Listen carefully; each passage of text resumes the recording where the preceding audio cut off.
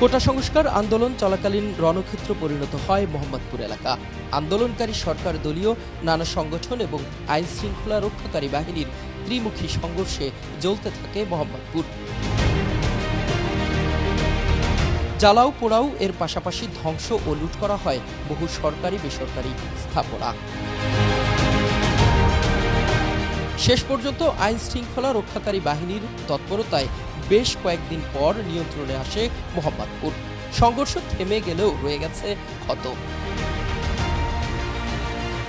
সংঘর্ষের দিন ৩ রাস্তার মোড় বেড়িবাঁধ এলাকায় যে ডায়াগনস্টিক সেন্টারে চিকিৎসা নিয়েছিল আন্দোলনকারীরা, সেখানেই তাদের উপর হামলার ঘটনা ঘটে।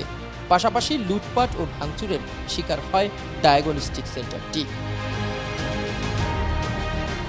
অনেকের অভিযোগ, আন্দোলনকারীদের সঙ্গে দুর্বৃত্তরা যুক্ত হয়ে এই কর্মকাণ্ড চালিয়েছে।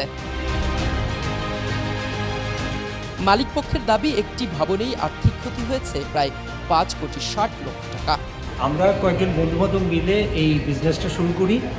আমাদের এখন পর্যন্ত ধারণাকৃত যে ক্ষতি, আমাদের যাবতীয় ইকুইপমেন্ট নিয়ে গেছে, লুটপাট হয়ে গেছে, আর যেগুলি নিতে পারে নাই ভাঙচুর করে গেছে।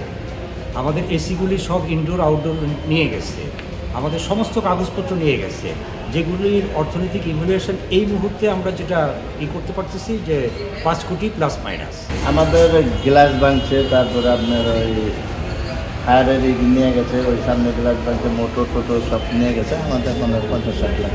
মোহাম্মদপুর ৩ রাস্তার মোড়ে এই যে ভবনটি দেখতে পাচ্ছেন, এখানে প্রায় ৬ কোটি টাকার আর্থিক ক্ষতি হয়েছে। এখানে একটি ডায়াগনস্টিক সেন্টার রয়েছে, যেখানে যত মেশিন ইকুইপমেন্ট ছিল সব ভিতর থেকে নেওয়া হয়েছে। আমরা মালিকপক্ষ এবং এই ভবনের মালিক যিনি রয়েছেন তার সাথে কথা বলেছি।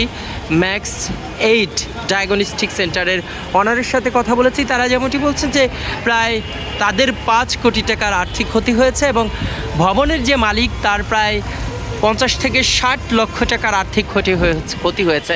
অর্থাৎ এই আন্দোলনকে ঘিরে কিছু নাশকতাকারী যারা ছিলেন তারাই মূলত এই কাণ্ডটি ঘটিয়েছেন, লুটপাট ঘটিয়েছেন।